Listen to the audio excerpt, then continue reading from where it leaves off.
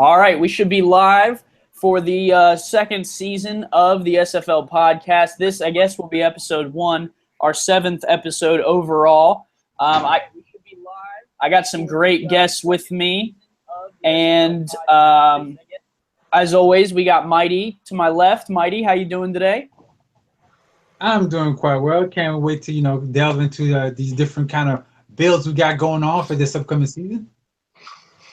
All right, and then we got another familiar face in the building. It's not 3 a.m. for him as usual. It's actually a decent hour. Liam, how you doing, man? Yeah, good. 5 o'clock in the afternoon, so it's I'm not trying to wipe away sleep from my eyes today, so it's good to be here. And then all the way from Canada, joining us for the first time, a member of the Vancouver Legion, we got Brett. Brett, how you doing, man? Can I go to bed? Brett was telling me he was up till 4 a.m. writing down signings and stuff so we would be prepared for the show, which is incredible. We love the effort. I laughed, though, because I told him I got everything written down. You could have just messaged me and you would have had it within 10 minutes. I should have known. Sometimes it takes the extra mile, though, and we appreciate it. It looks like Ramos has joined us in the chat. Andrew's down there. So we'll keep an eye on everything that they have to say throughout the day. It's going to be an awesome day. We're going to talk about build. We're going to talk about some of the huge free agent signings because there have been some big moves within the league. Chicago has been making some signings with a lot of big names. Cleveland got some big names as Ronnie moves back to Ohio. And then Baltimore had some moves. Tallahassee has had some moves. St. Louis is doing some things. Carolina's got re-signings going. Alaska's been making some moves. Queen City made some moves. So we're going to have a big conversation going. And So let's talk first about the biggest surprise from the week of signings and re-signings. Mighty, as a veteran owner, what says you to be the most interesting move?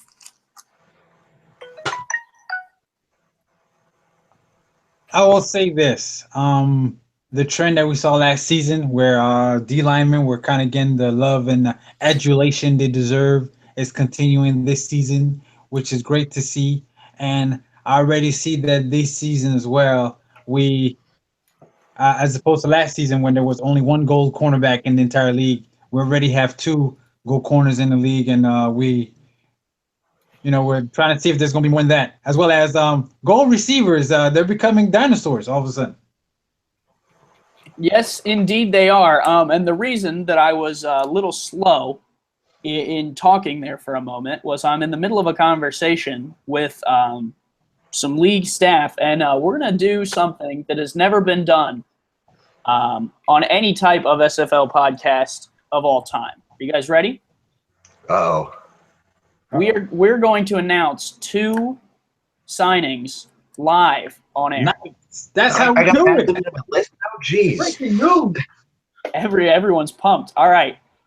We'll go with what I deem to be the less exciting, but still very exciting signing for the first one of all time on the SFL air. We're going Atlanta. Okay. Ooh.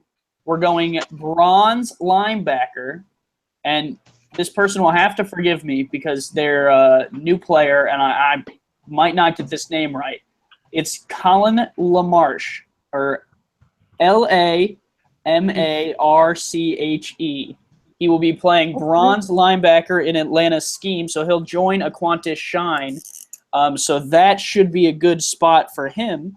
As we know, Shine played well along with Robert Bose, so he'll kind of, unless they're bringing back Taco, he'll be that replacement and a good scheme to go to.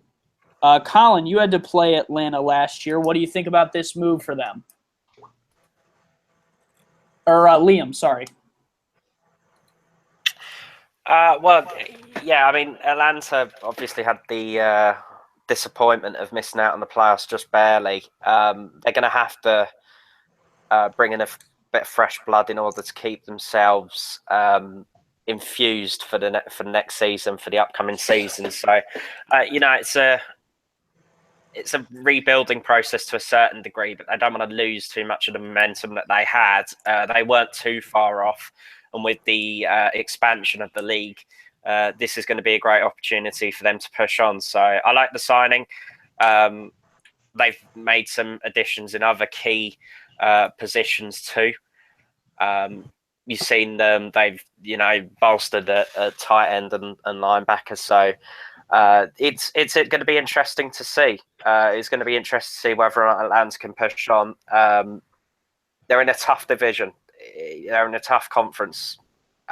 It's going to be difficult for them to push on, but we'll see what they can do. Right. Brett, we talked a minute ago about how Cody Taylor, the tight end at Silver, was their only free agent signing. They grab a new one here with Colin. Talk to me a little bit. What do you think this does for their team?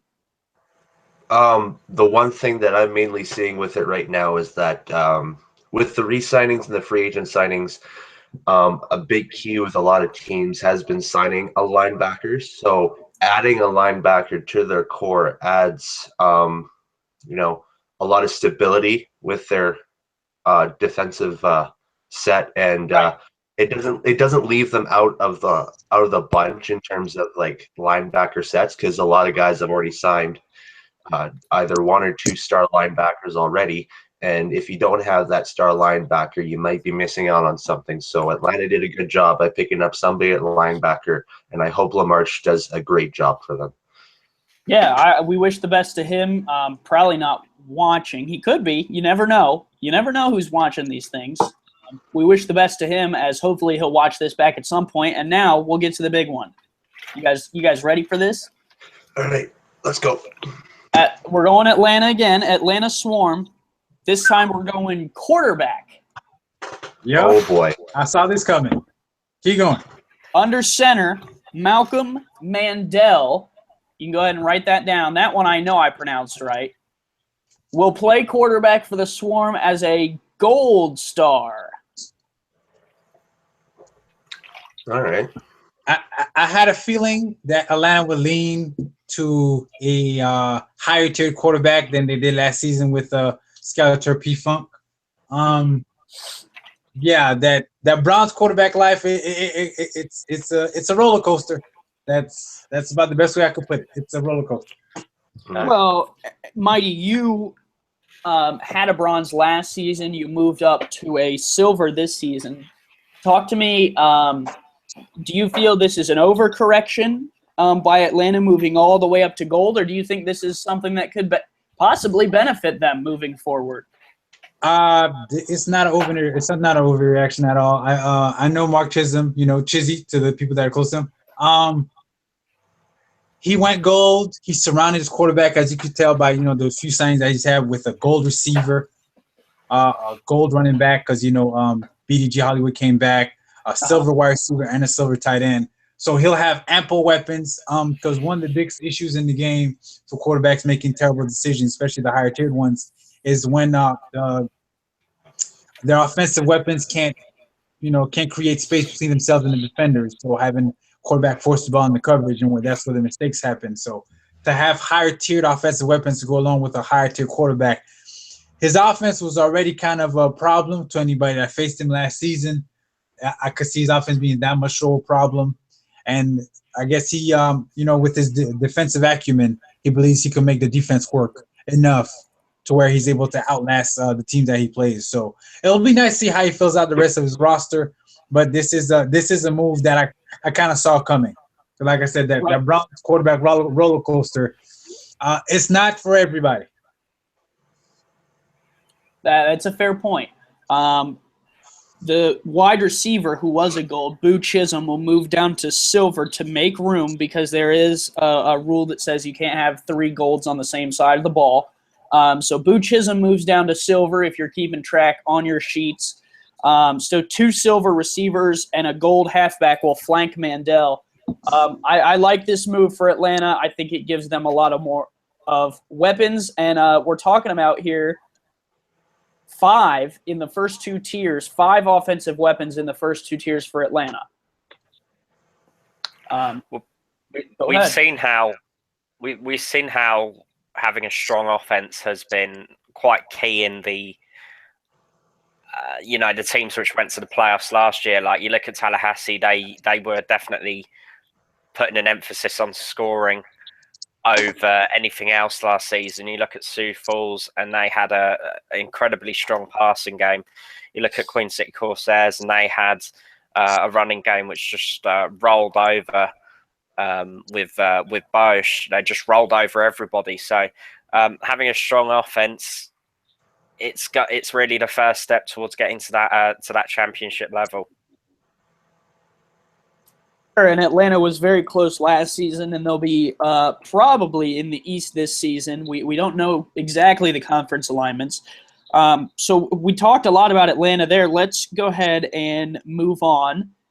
Next, I want to move over to the West. Let's talk about Dallas. Dallas is a team that has 3 re-signings, and then in terms of new signings, they've kind of been a little bit quiet here.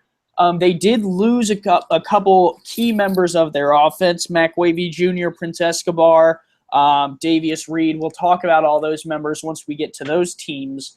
But let's talk a little bit about the Roughnecks and what their team's going to look like. Jonathan Concord is going to be their gold receiver. Troy LaShaw is a silver free safety for him, and Heath McDaniel Sr. returns as an inside linebacker.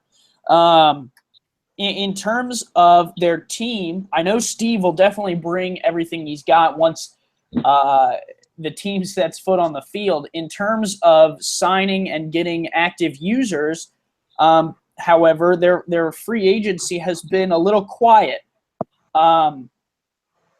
What do you guys think about kind of the little limited build we've seen? It seems pretty standard, a gold receiver, a silver free safety, and a bronze inside linebacker. This kind of seems like Steve's build, and he was just, one game away from having the title in his hand. Do you guys think this is that build that he had last season? Do you think that would be good enough to get him back there this season? I could see that being the case. The last 2 seasons, he's rolled with 4 wideouts. The first one of those seasons, he rolled with 4 bronzes. He upgraded that last offseason to a gold, 2 silvers, and a bronze with a gold quarterback. Yeah, a couple seasons ago was Marconi. Last season was Mac Wavy. I could see him, bringing back that same type of offensive firepower. And we know Steven, he could scheme up some defense, as he's shown that his defense the last at least three seasons. His defense is nothing to mess with. It's a staunch defense. They don't allow a lot. They don't allow a lot of big plays, nor do they allow a lot of points. So they'll have no worries. Dallas will be very much competitive and in the thick of it when it's all said and done in the West. So I agree. Yeah, I think go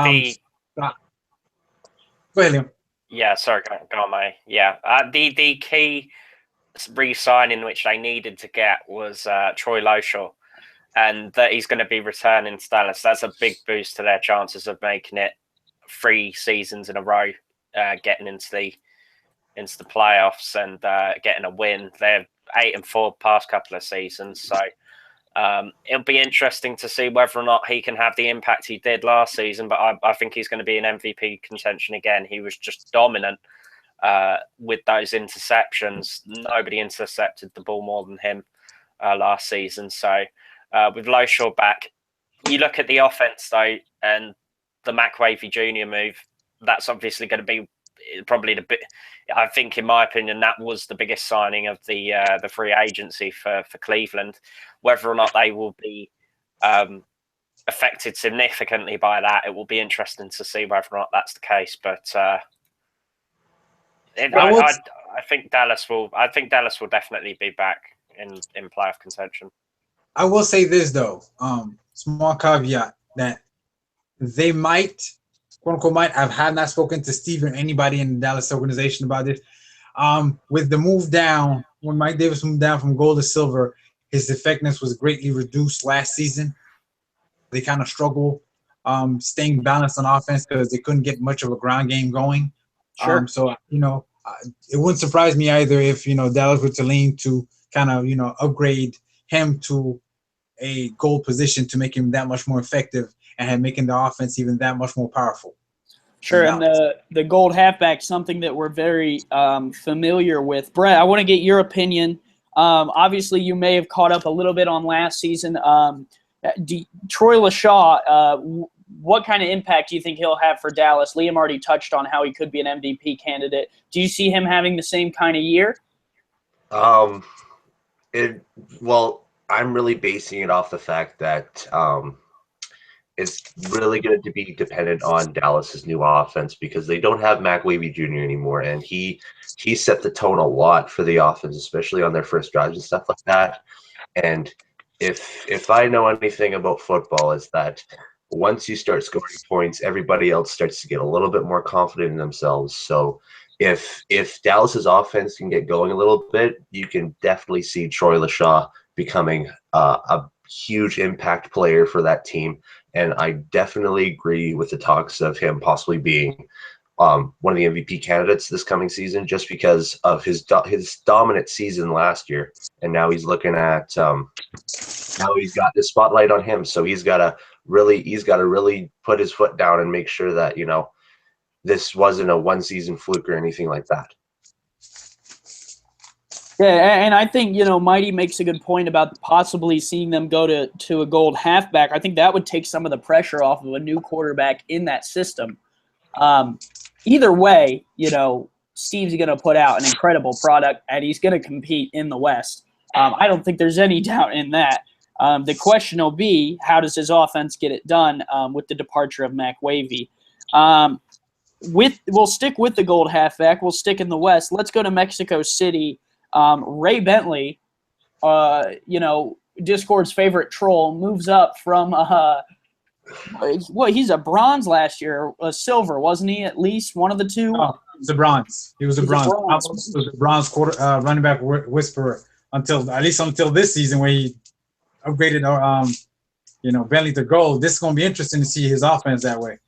Right, rides the gravy train all the way to Goldville. And Ray Bentley, a gold halfback. With that, they'll put a gold receiver. K.L. Barrett is going to be a gold. And Devin Cabrera, the free safety, will be their third and final gold.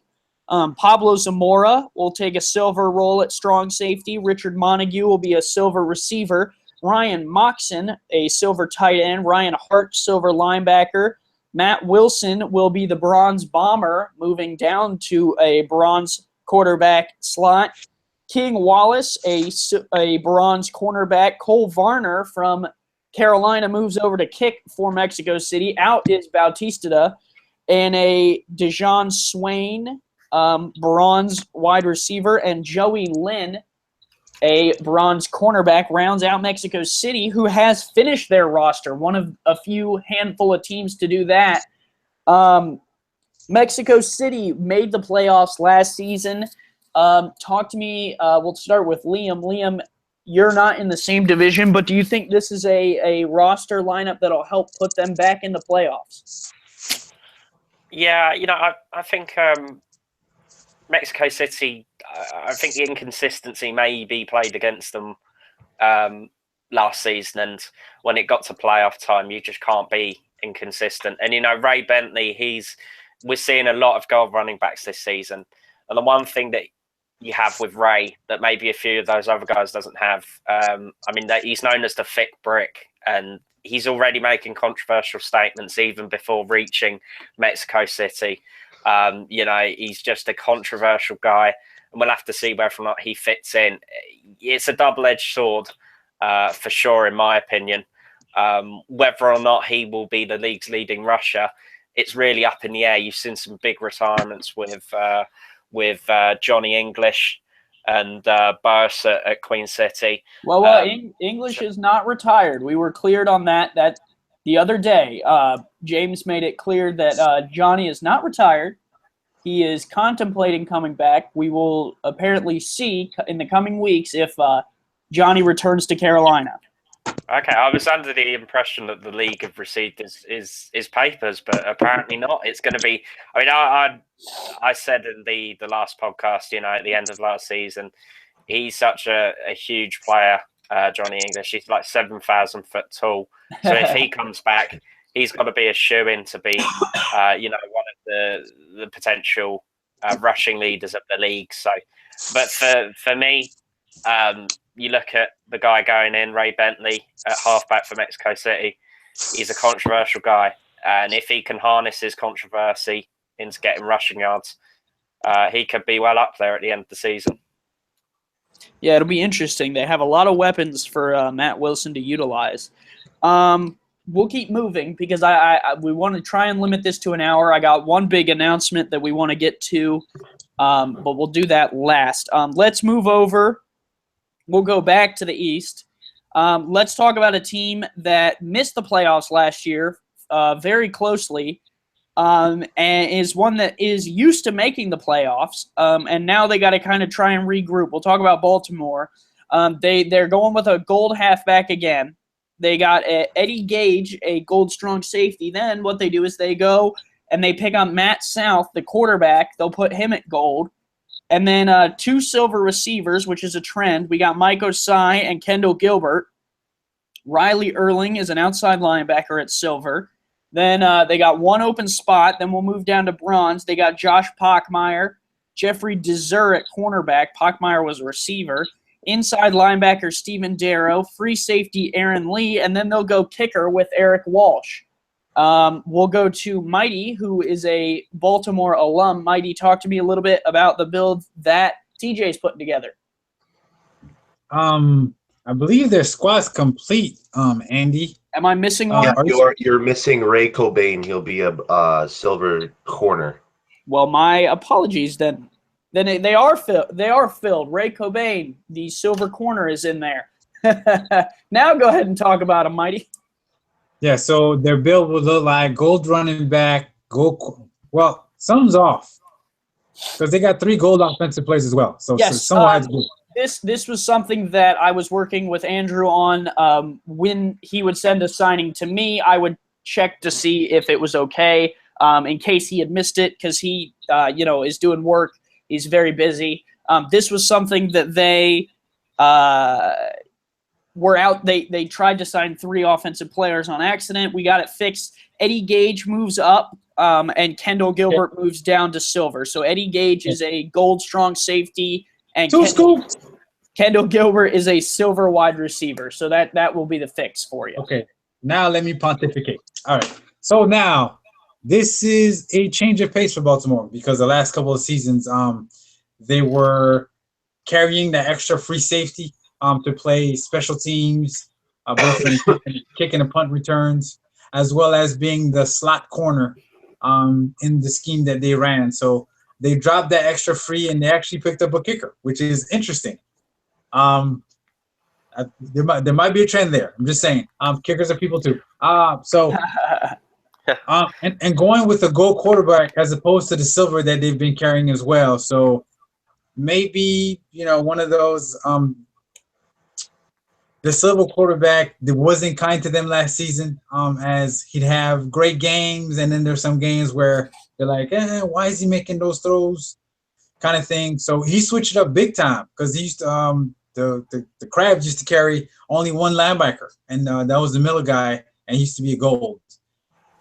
This season they're carrying 2 of them, so maybe there's some he might have seen in the off season, trying out different things and different simulations that he kind of liked. So as always, I could see Baltimore being a very balanced team, both offensively and defensively.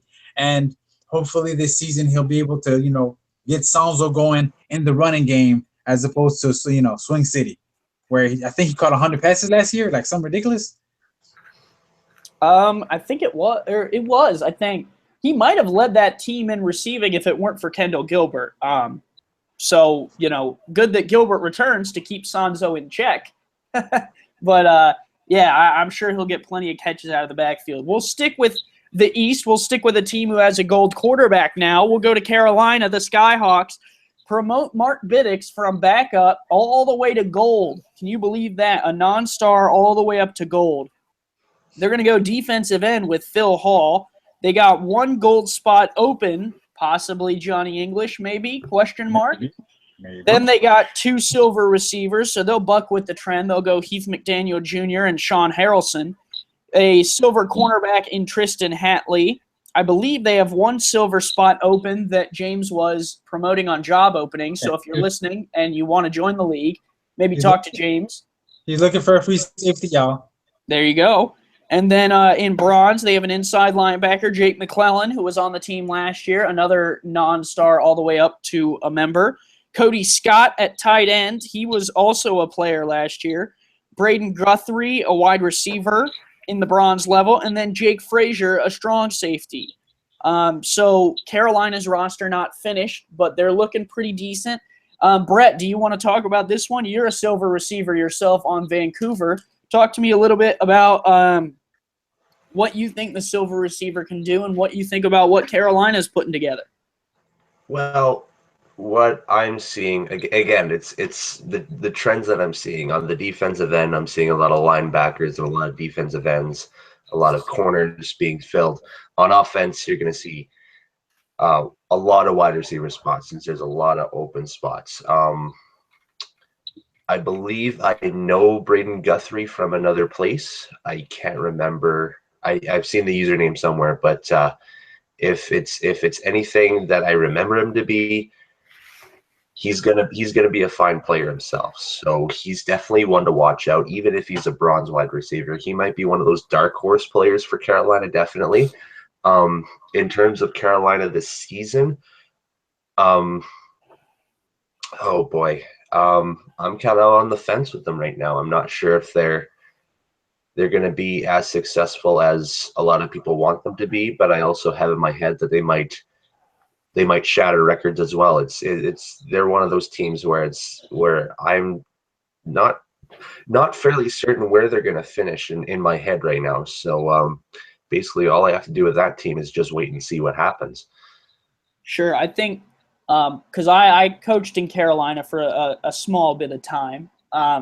For me, I like what they're doing with the quarterback and potentially a gold halfback and then the two silver receivers. I think that gives them a lot of weapons for Biddix to utilize. I also like the tight end and wide receiver in the bronze level. I think that complements those two silver receivers well and kind of gives him secondary weapons that he can check down to that can still make plays. For me, the question mark right now is what can the defense do? Can Phil Hall, the defensive end, get to the quarterback? Because if he can, that'll help the secondary a lot. So that'll be my question marks going forward, but I love what they're doing on the offense. And James is in the chat. He said, thanks for the free advertising for anyone not keeping track. I want to talk about our teams last, so let's stick with the East. We'll go to Tallahassee. Gold halfback, Jake Calvin Kim. Gold inside linebacker, Dylan Rowland. A new QB in Tallahassee, Christian Christensen, a gold quarterback. Two silver receivers again. We'll go Jared Cochran and Ken Gossett. And then all the way down to bronze, tight end Wesley Weeks is a bronze. Defensive end Jake Berry and another defensive end, Jason Moffitt. Liam, you're going to have to play this team. You, I believe, had some defensive players last season in St. Louis on the line, if I'm not incorrect. Talk to me a little bit about what these two bronze defensive ends do for Tallahassee. Well, the way that the league is shaping up for the upcoming season, there's going to be a substantially increased emphasis on having good defensive play, and certainly when they've got these two bronze defensive ends, you're going to be able to get pressure on even more, and that's going to be crucial for them this season in Tallahassee, because with the uncertainty maybe on offense, they lost E.T. King at quarterback, so he's gone to Chicago, and now they've got this new guy in, the double C, I suppose, Christian Christensen. It's going to be an interesting season for Tallahassee. They were far and away the best team in the league last season, only to end up falling in the conference championship to the eventual winners, Queen City Corsairs, and it's going to be a real question as to whether or not they can meet the same level with what appears to have been a rather extensive but unnecessary kind of rebuild in terms of the players that they've lost and the players that they're bringing in. So, it'll be interesting to see whether or not the Pride can get back to that level. I think they can. I think they will be in playoff contention. Whether or not they will be in contention to actually get into the championship, that's going to be another question entirely. But it'll be interesting to see. And having those two defensive ends, they get to the quarterback quicker, create pressure in order to give the secondary a bit of a chance in dealing with some of these passes. And you're also going to see with the running game being as strong as it is, I think it's probably going to be the strongest year of running play in the SFL so far. They're going to be able to close those gaps and create opportunities for the linebackers to make play. So it's going to be interesting to see what happens in Tallahassee. I think the Pride have got a shot, but we're going to have to wait and see. Frank going to do everything that he can in that power to put them back in the position that they were in last year, and hopefully for them they can get one more step in the right direction and get to some of those bigger games. We'll stick with the East because the East teams have been working their butts off. I won't go St. Louis just yet because I want to get to our teams a little later in the show. But we'll go with, let's see here. How about Queen City? The reigning champions have filled out their roster. They're going to go gold defensive tackle, gold halfback again, Kyle Walsh. Koa Kaleo was the defensive tackle. A.J. Caswell back at gold for another season. 2 silver wide receivers, T.E. Haynes III and Chris Bush. Alex Cross, a silver linebacker. Michael Spurgeon, silver strong safety coming over from Sioux Falls. And then the playoff hero for the Corsairs, Stenzo Woods Jr., gets a bronze free safety contract. Greg Morrison is back, bronze free safety. Memphis Blue, bronze wide receiver. Colton May is a bronze defensive end. And Avery King comes over from Carolina as a bronze linebacker. Mighty, talk to me about the champions. Well, it's looking like he spread the love out a little bit. Because what I mean by that is that last season he invested heavily in the D-line.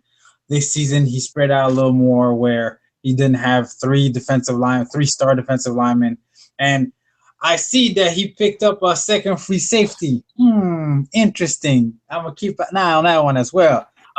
As I expounded, as I said earlier about how Baltimore used to build their squads, that second free safety plays the nickel position in the 3-3-5 as well as in the 3-2. He'll be your inside cornerback, so to speak. So it's going to be interesting to see how they go that way.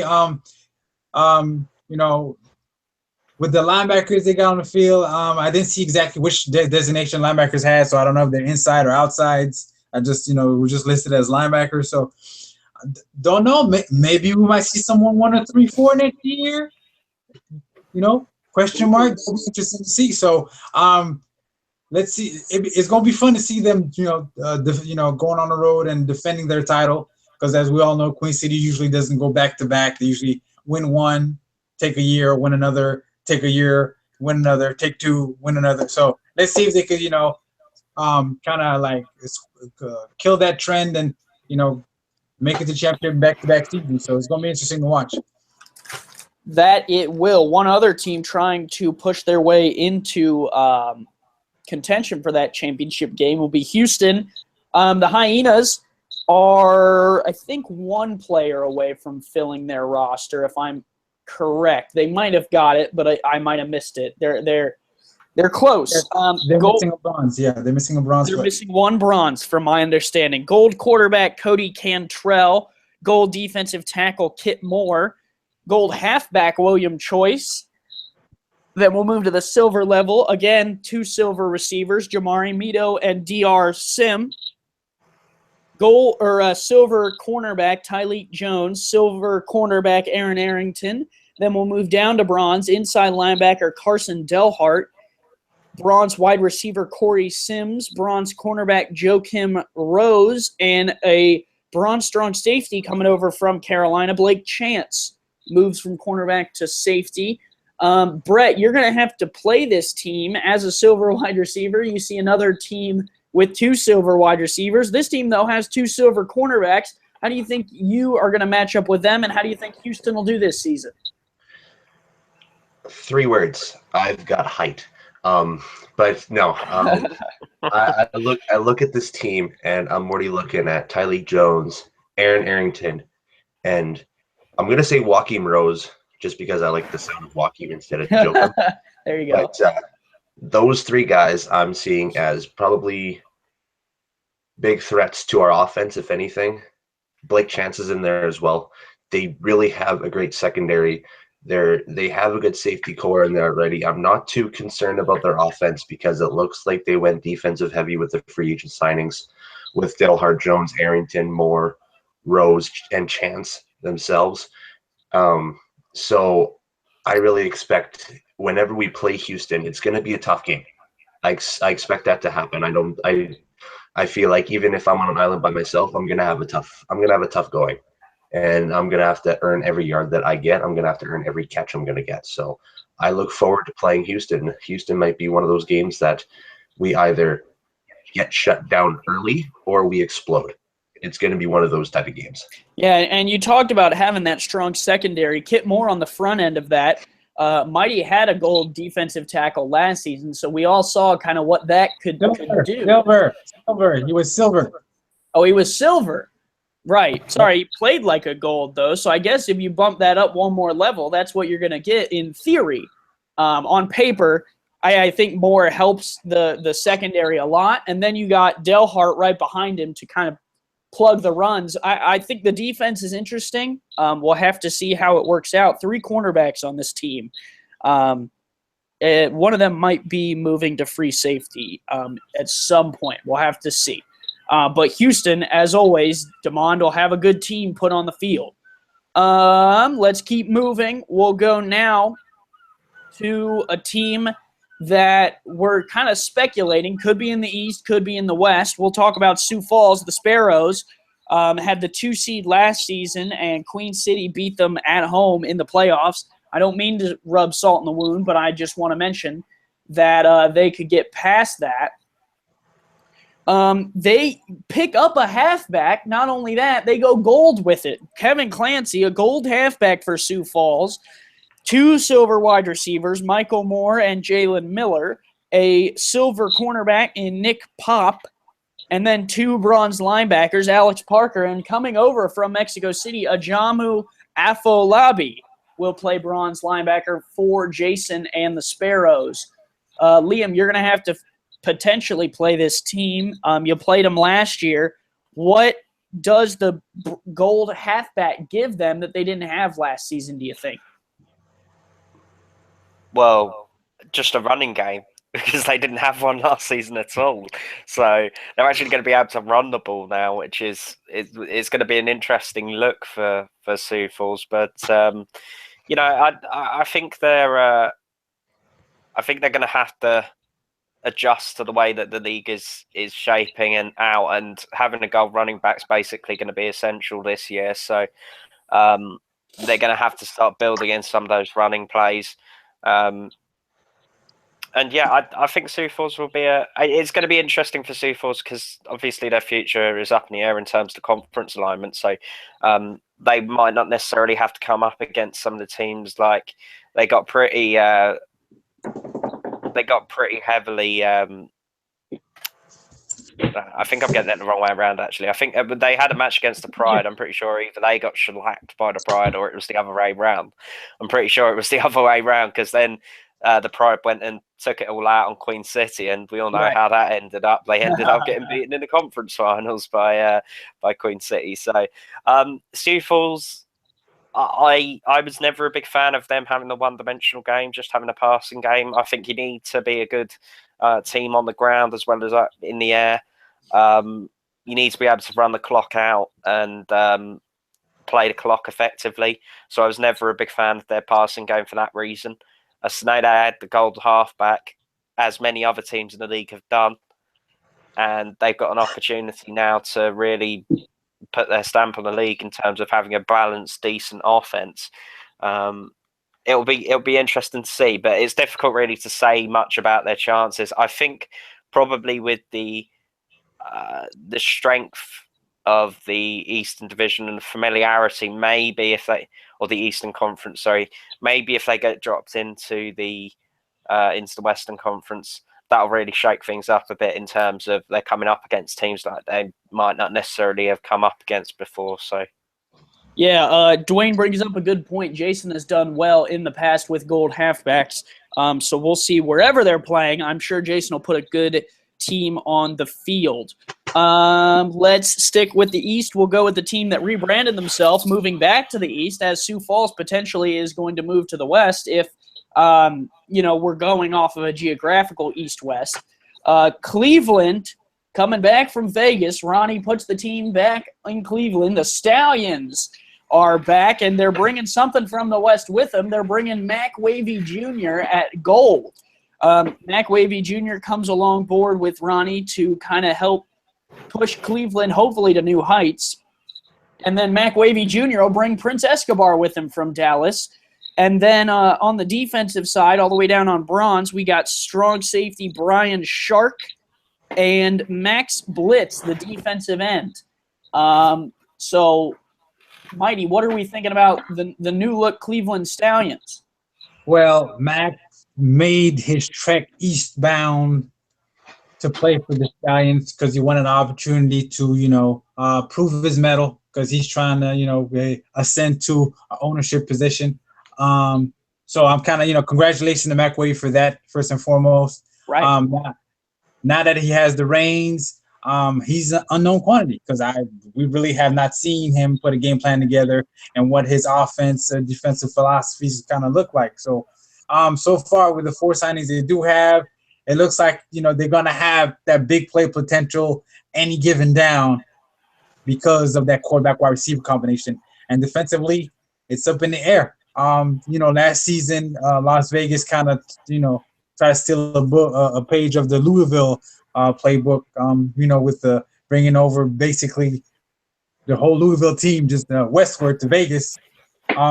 So this season, we have no idea. I do not know. I could not even begin to, take a wild guess as to what that defense is gonna kind of look like. If it's gonna be a 3-4, a 4-4, a bear, a nickel. I have no idea. So I can't wait to see what's inside of the mind of Mac Wavy as to how he starts to put this team together and how he's going to be looking to attack the teams they face.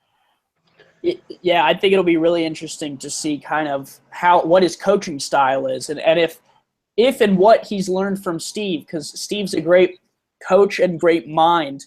And, I think that if he took anything from Steve, Cleveland could be the wild card in the East this season. And I think if my mind is correct, I definitely think he probably learned a little something from Steve. And so we'll see, especially with that gold receiver on there. So we'll see what Cleveland can do this season. Now we'll head to the East. We'll talk about San Antonio quickly, a new team, the Vaqueros, I believe is how it's pronounced. Corky gets his team, and so far only 2 signings for them. John De La Rosa, the silver cornerback, and Greg Corky, the bronze receiver. So a lot of open positions. If you're looking for a team, maybe talk to Greg. Mighty, what are you thinking? Sorry, we just went to Mighty. We'll go to Liam. Liam, what are you thinking about this team so far? And you can probably talk about uniforms and stuff like that if you'd like, considering that they only have 2 signings, and one's a receiver and one's a corner. Well, maybe this is a tactical decision on Greg's part in terms of doesn't want to give up anything too quickly. I think there is something to be said about having the signings in early and getting all the organisational aspects in place in terms of the roster. But I think maybe he's trying to play it a bit differently. He's trying to keep his cards close to his chest, maybe come out with something drastically different, because you're seeing a lot of the gold halfbacks and the wide receivers the trend across the league. Maybe he's going to try and play it so that he counters some of the common aspects in the league, and that could be very exciting for San Antonio. They got, I think they're blue. They got blue unis. Yes. Which is maybe somewhat reminiscent of another Texas-based team, but I wouldn't know anything about that. So I think they got a good team identity. They got a good team identity there in San Antonio. And San Antonio's been waiting for a team for a long time. So it'd be interesting to see how he comes about and builds his team. Maybe counter some of the other common aspects in the league this season, but it remains to be seen. Yeah, there could be something said for him waiting and just kind of, seeing what exactly is going on with the rest of the league and then going from there. I couldn't knock a guy for doing that, and that might not be the worst move and something I hadn't thought about. So a very good point, Liam. Let's move now. We'll go to another expansion team, and then we'll start talking about the three teams of the members here on the show. We'll talk about the Chicago Wildcats, who made some major moves this season. Wow. Yeah. I'm sure Brett's piece of paper has a bunch of scribbles all over it. Gold strong safety A.J. Barnes comes over from Tallahassee. Gold halfback Deion Hawkins comes over from Houston. Gold quarterback E.T. King comes over from Tallahassee. Silver cornerback Kanye Rockefeller comes over from Houston. Silver cornerback Blake Hamrack comes over from Carolina. Silver receiver Alex Zeli comes over from Carolina. Silver wide receiver Kieran Watson is a free agent. Bronze tight end Shan Varner from Carolina. Bronze free safety Maurice Spurgeon from Carolina. Bronze linebacker Espen Rael comes over from Queen City. Bronze receiver Davius Reed from Dallas. And finally, bronze linebacker Clint Hendershot over from Carolina. Lots of moves here. Lots of big names. E.T. King, the MVP from last season, switches teams. Brett, from an outsider perspective, talk to me about these names that are coming in to Chicago. Basically, if there ever was an expansion draft in the SFL, this is ideally what the team would look like. This is essentially E.T. King's team. He is the MVP for a reason. He is one of the most dominant quarterbacks that we've seen last season. And he's got options with Davis Reed, Kieran Watson, and Alex Zeli. That's definitely what I'm seeing. You can't forget about Deion Hawkins. He might be one of those dark horse guys that we don't expect just because E.T. King has that huge spotlight with him. He's basically almost the LeBron James of this league because he has such a big spotlight after his rookie year. And you got to think of Sean Varner as well. And then you look at the defense, and again, you're looking at the corners with Connie Rockefeller, and Blake Hamrack, who are going to be two tough guys to play against, I would imagine, just because all these guys are former players for another team. They're veterans on another team and stuff like that. And don't be surprised if the first expansion team out of all this, and whoever wins a title between those three expansion teams, Chicago will be the first one. Don't be surprised if that happens. They definitely have the weapons. They definitely have that defense. I'm almost kind of excited to see how their first game goes. I have to second that. I really, really excited about them, and all credit to the ownership team and the management team over there, because you look at who they've managed to acquire. I think they really, one of the other teams that's quite heavily affected, and I was going to mention it earlier, was Carolina, because you're seeing a lot of the talent go over there, and I think it's going to really kind of hurt them this season. But the big guy, E.T. King, I talked earlier about Mac Wavy Jr., this comes very close to challenging that, maybe even does challenge it as the most exciting signing of the offseason. And to see it go to an expansion team, you don't see anything like that anywhere else other than the SFL. So Chicago, I've got a lot to be excited about for this season. Yeah, I'm just seeing the chat. Dion makes a good point. You're going to have to make a decision. You're going to have to stop E.T. King or you're going to have to stop Dion Hawkins. Doing both is a little bit of a challenge there.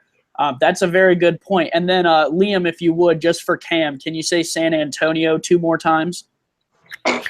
San Antonio. There you go.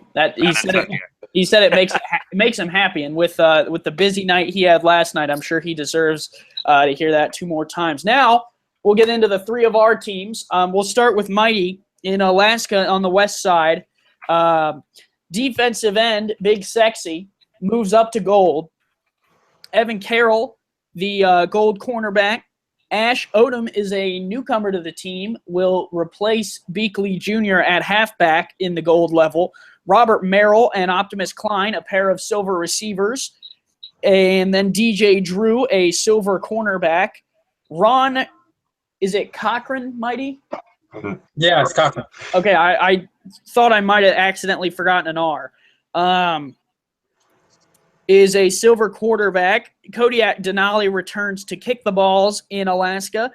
Outside linebacker A.J. Francis is a bronze. Tony Willis moves over from Carolina at strong safety. Corey Carter, a newcomer at receiver for bronze. And a bronze cornerback, Melvin Kalu. That is correct. Melvin Kalu comes over. We'll start with an outside perspective. Brett, talk to me a little bit about what you think about the build, and then we'll let Mighty discuss his team. Very balanced. I'll say that right now. A very balanced team. One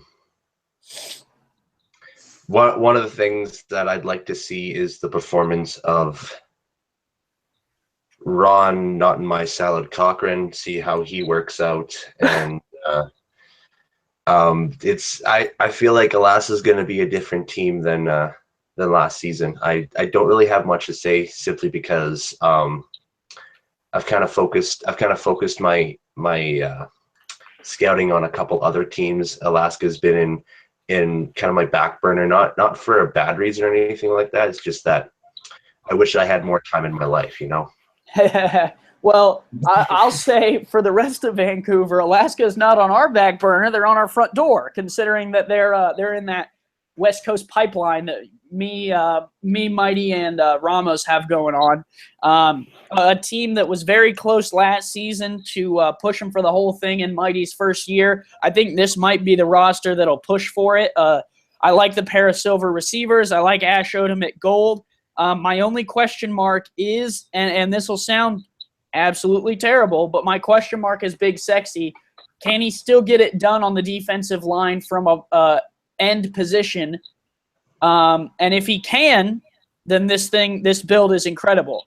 If he struggles, though, my interest will be on the secondary level, as we see no safeties, or except for Tony Willis. Sorry, I just looked over one. We see one safety. How will the secondary get it done? With that, I'll turn it over to Mighty. Mighty, talk to me a little bit about not only your returners and how they're going to impact your team, but talk to me a little bit about your newcomers and what they've done for your squad so far. Well, the guys have been hard at work this offseason. Every last one of them, to a man, hated the way we went out in the playoffs with that 1-point loss to Dallas. So they all hit the weight room. Robin Merrill hit that weight room, got a little thicker. Big Sexy said, you know what, I'm eating some more salads. He got a little slimmer. Optimus got a little slimmer, moved in, he moved outside from tight end to wide receiver. So DJ Drew said, you know what, I like what you did with Evan, coach. Put me out in the corner. We're going to shut it down. So as you notice, we carry 3 corners. Yep. No free safety. Because in Alaska, we're always trying something new. Like, there will never be 2 seasons where we look alike. So that's what's going on there. We figure, we're trying to steal a page from Queen City, what they did last season with that 3 wide out, with the power back kind of look. As you see, we also don't carry a tight end because the way we're going to go about on offense is going to be a little different as well. I have no worries that I even told Big Sexy because of this move, your numbers might not be as good as last season, but your effectiveness and the way that the offenses will have to be mindful of where you are will make your teammates better. And in, being as selfless as he is, he said, no problem, coach. I'll do whatever to bring a title to Alaska. So that's what's going on there. So that's what the mindset was behind all of that. And as I said earlier in the podcast, that Browns quarterback roller coaster, it was fun for a season. It's not one that I'm trying to get on ever again. So that's where Ron comes in as a silver guy, to steady the ship and to kind of mitigate the mistakes made on offense and maximize the possessions. Well, Mighty, I'll tell you, with my experience in Carolina, the silver quarterback is still a roller coaster. It just might be in a different end of the park. Let's move now. We'll go to the final expansion team because I don't want to save myself for last. Let's talk about Vancouver a little bit. Vancouver has all their players signed, and I got to go to another page here for this. So I'll run through them. Gold halfback, Ivan Sanchez. Gold strong safety, Caden Carter. Gold receiver, Cade Stevens. Then we'll go to the silver level. A pair of silver receivers to go along with that gold. Corey Jones and Brett himself, Killian, right there. And then on the defensive side, Chris Nissen is a cornerback, and Drew Hamilton, free safety. And I wonder who that guy is. Yeah, I wonder. I guess. I mean, I don't know. And then at the bronze level, quarterback Tom Pepper is going to be assaulting the defenses. Michael Lowry, the tight end. And then cornerback Tom Crow. And then two linebackers, Frank Champion and Marquise Reed.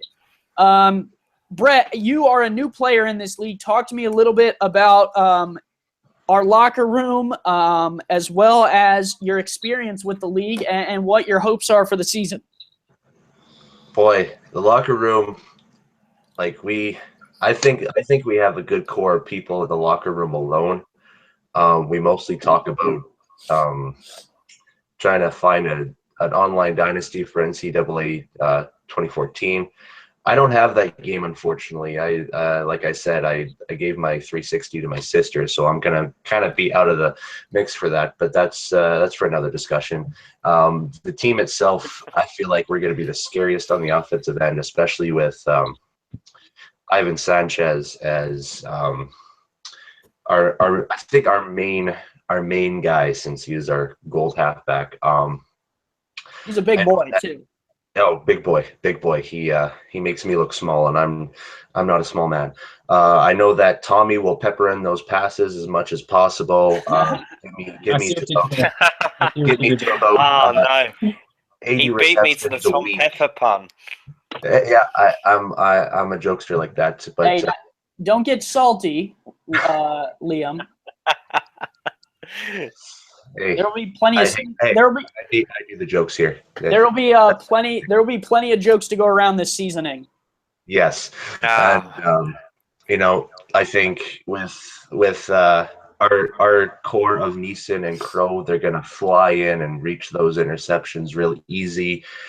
And we're gonna feel like real champions when Frank's around. That's for sure. You're not wrong. I think the one thing I wanted to try this season, I've done well with a running game in the past. I wanted to try and put together a passing game that would work well for me. I've had trouble with silver quarterbacks, and I just couldn't allocate a gold to it. So what I wanted to do, I wanted to get enough receiving talent to help Tom out at the bronze level. And I think I did that well enough with a gold and two silvers. And I think it'll be interesting to see how defenses try and stop that. Corey, our silver receiver, is the only veteran on this team that had a star contract last season. So he has a lot of weight on his shoulders, and I'm sure he'll rise to the challenge. And it'll be interesting. I'm really excited for the first season with all these guys. And like Brett was saying, the locker room's pretty good. Andy, I got a question for you before you move on. Sure. Your two linebackers, are they outside? Do you have an inside in there? They're both outside. Oh, Mighty, you're trying to steal all my secrets here. I'm not stealing a thing. I just need the designation. He needs the designation, right. One of them is inside, one is outside, sir. I thank you very much, Andy. No problem. Now Mighty will get Figure right strongly to scouting report. Mighty will get strongly to work in the background on coding a team that fits that build. And I've been at work, sir. I've been at work. What you He's talking giving about? away his trade You can hear the secrets. pencil moving as we speak. Right. Finally, we'll move to St. Louis. I saved this one for last because this is the most interesting build.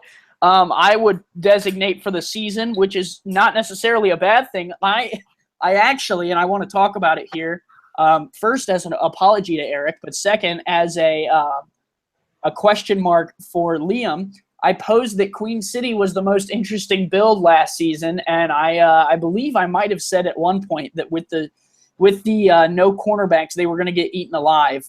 Clearly, that wasn't the case as they went up against one of the better passing teams in the championships, that was Dallas, and they came out victorious. And Tallahassee. And remember, Tallahassee. We ran into Tallahassee, and league MVP, and wow. You're not wrong. Wow. You're not wrong. So we'll go through St. Louis's build. Definitely does not count them out as one of the worst teams in the league, considering that this could all backfire in my face again. Free safety Freeman Peltier is a gold. Defensive end John Barson is a gold. Evan, I believe it's Murr, Liam? I believe that's right, yeah. Okay, Evan Murr. I'll definitely get it correct by the time we're announcing games. Will be a gold halfback. Cornerback Colin Douglas and cornerback Ron Wild are silvers. Strong safety Greg Hattenshore is also a silver. Then down to the bronze, William Davidson is a linebacker. Aiden Friday is a linebacker. QB Ethan Alexander and fullback Garrett Rowland and linebacker Declan Slaughter. So from my understanding, they are taking a lot of defensive players on this board. I'm looking, and it looks like for now, only 3 offensive players, taking a play out of Sioux Falls' playbook, but flipping it a little bit and going run game instead of pass game. Mighty, let's talk with you first. You've been in the league a while. Have you ever seen a team without a receiver? We've seen teams try the one receiver approach. Albeit, bronze receiver, silver receiver. The no receiver, like I said, y'all, I got my other eye on y'all as well out there in St. Louis, because y'all are audacious with that build. Because that y'all must expect that defense to just be shut down, be in some grudge, some tight matches, some ugly games, 13-16, 9-7. Because if ever y'all are stuck being behind the 8-ball and having to come back by double digits in the fourth quarter with a bronze quarterback and no star receivers, it's gonna be an uphill climb. I'm not putting it past y'all. Maybe y'all have a super plan, and because I'm not in y'all offices, I'm not in y'all huddles to see what y'all putting together over there and in the loop. The games will be interesting to watch, because I'll be watching them avidly to see if y'all can pull it off. Liam, talk to me. I know you moved up in terms of coaching position, and then you and James have worked on this along with Dwayne and Colin. Talk to me about this build. Yeah, well, the essential DNA of the Gladiators, and you saw it at the end of last season, if not early in the season. We went from having one of the worst defenses in the league to having one of the strongest, and it all came to the boil with the final game of the season, where we basically shut down the Atlanta Swarm, and we ended up making history in terms of we helped another team in terms of Carolina get into the playoffs when it looked like they were pretty much dead and buried. So, it's always going to raise a few eyebrows coming out with something radically different. It's pretty plainly obvious to anybody who looks at the roster, from a coaching mindset, what we're looking at doing. It's maybe a little bit different, but we're feeling pretty confident. It's a strong. We've already said it before. I've said it before on this podcast. It's going to be a strong year for the league in terms of the running game, and I think maybe what we're we're trying to do reflects that. From a defensive perspective, I'm excited to. There's been a big emphasis on the defensive game, and that's obviously the faith that Dwayne and Colin had in promoting me to defensive coordinator, working under James, who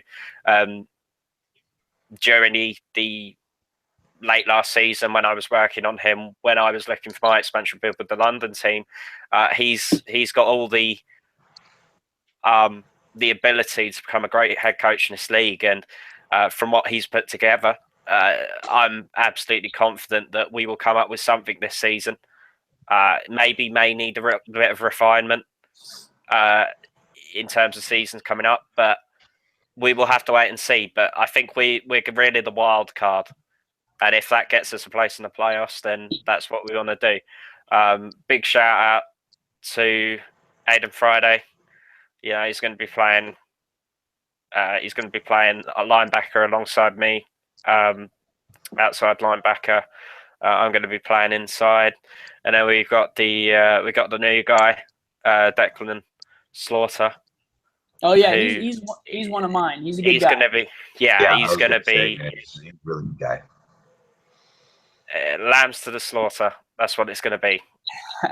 What, you're not going to say he's going to slaughter opposing offenses? Come on, man. Oh, stop it. This is a family show. That's a fair point. Aiden's also a good guy. The only other resident Bengals fan, so he always has all of my support. No. Well, let me understand this right. Like, which spot is still open on the roster? Like, is it a bronze spot or like which spot is it? It's a silver spot, no. and from my understanding, Dwayne was saying they already have it tentatively filled for a tight end. They're just waiting on him to wake up to finalize the contract. Okay.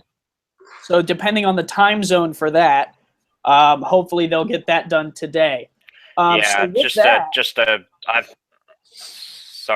a quick. You mentioned about I think it was you mentioned about it was gold defensive end. I think Dwayne has mentioned it's a nose tackle, so a defensive tackle. So that's going to be. Yeah, he said it was a defensive tackle, so I'll have to fix that here in my book. There we go. I also want to mention that my halfback apparently pronounces his name Yvonne, so it's Yvonne Sanchez, not Ivan. So I apologize for that to him because he was waiting all excited to hear his name called. He pronounced it incorrect. I butchered it. Good job. Hey, Mighty, rather now than when we're playing the big games under the lights in. And you're announcing the game. Ivan scores for the. Right. Yeah, that'd be something. So with that, I got one big announcement for SFL Nation. This is going to be incredible. Obviously, Liam is a part of it, and it's going to be a huge off-season exciting thing that'll get some excitement going. We've all talked about how the league is, starting early July of 2017. We're all excited about that. Can't wait. It's going to be incredible. It's a long wait, though. That's the one thing that I've seen on the boards that's a caveat. So what me and a handful of owners decided to do was get together and do some preseason games. So what we're going to do is we got 4 teams lined up for now, and we're going to get some preseason games going with some live commentary. Not league sanctioned, just some owners getting together and running some exhibitions, which sounds kind of hunky-dory, whatever. So how we're going to do it is we're going to have 7-minute quarters, and we're not doing any playbook submissions. So this is just abilities, and we're just going to see which teams, have the better abilities, which teams have the bigger names. We're going to get some commentating going down. It's going to be exciting. It's going to be fun. And the other thing we're going to do is we're going to do cross-conference. So we're going to do an East team versus a West team and a West team versus an East team. So that, there's some variety in there.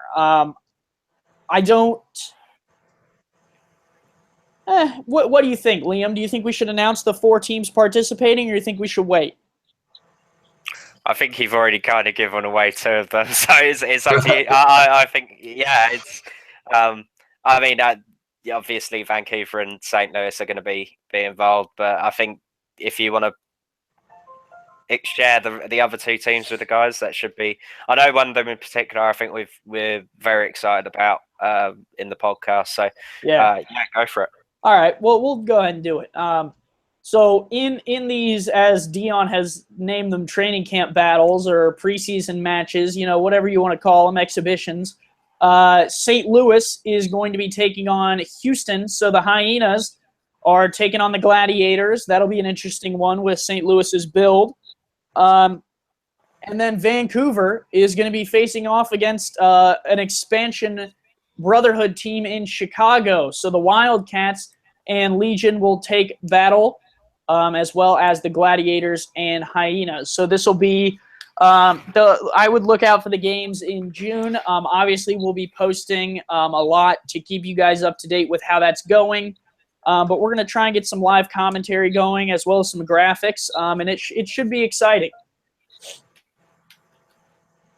Can't wait.